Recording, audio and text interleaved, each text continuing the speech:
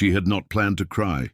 Maya had told herself, firmly and repeatedly during the 4-hour drive through winding country roads, that she was done crying.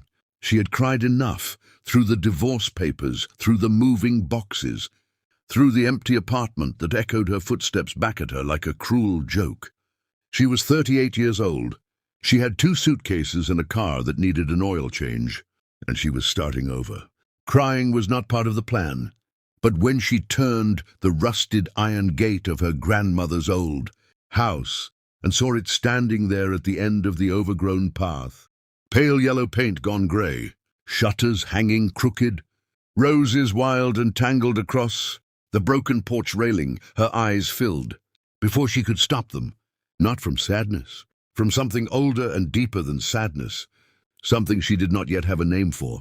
She had inherited the house 3 years ago when her grandmother passed, but life had kept moving the way life does, and she had never come back. Not until now, when life had stopped moving entirely and left her standing in the wreckage of everything she thought she had built. She pushed the gate open and walked up the path. The key was where it had always been, under the 3rd stone on the left side of the porch steps, and that small fact and that one unchanged thing made her press her hand flat against her chest for a moment before she could breathe again. Inside, the house smelled of dust and old wood and something faintly sweet, like dried flowers or forgotten summers. The furniture was still covered in white sheets, and the afternoon light came in sideways through the dirty windows, cutting gold lines across the dusty floor. Maya stood in the doorway of the sitting room and looked at the shapes beneath the sheets. The armchair her grandmother ridden every evening, the round table with the carved legs, the bookshelf that ran the full length of the far wall, and she felt the silence of the house settle around her like something patient, like something that had been waiting. She started slowly. She pulled the sheets off one by one, folding them with a care she could not explain. She found a broom in the kitchen cupboard and swept, and the dust rose and caught the light and drifted down again.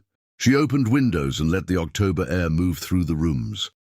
She found her grandmother's old transistor radio on the kitchen shelf, replaced the batteries from a pack she'd bought at a petrol station on the way, and a jazz station crackled to life so suddenly that she laughed out loud, a real laugh startled out of her, the first one in months. She worked until the light outside turned orange and then purple, cleaning and uncovering and wiping down surfaces, and it was only when she went to check the small storage room off the hallway that she found it. The door was slightly ajar, which it should not have been, and when she pushed it open, she stopped completely.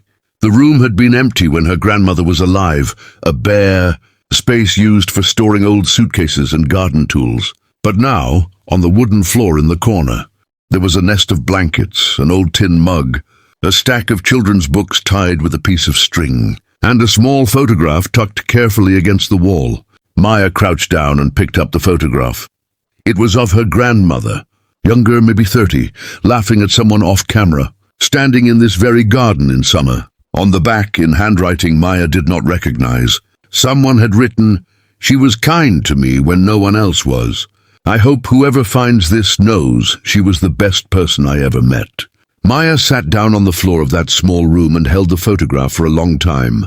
She did not know who had sheltered here or when or why they had left, but she knew with a certainty that moved through her like warm water that her grandmother had known, that her grandmother had left the key under the stone and the door unlocked because that was simply who she was. A woman who believed that an empty room was always better used than saved. Maya looked around the house, her house now, with different eyes. It was not a burden she had been left with. It was not a reminder of loss or a problem to be solved.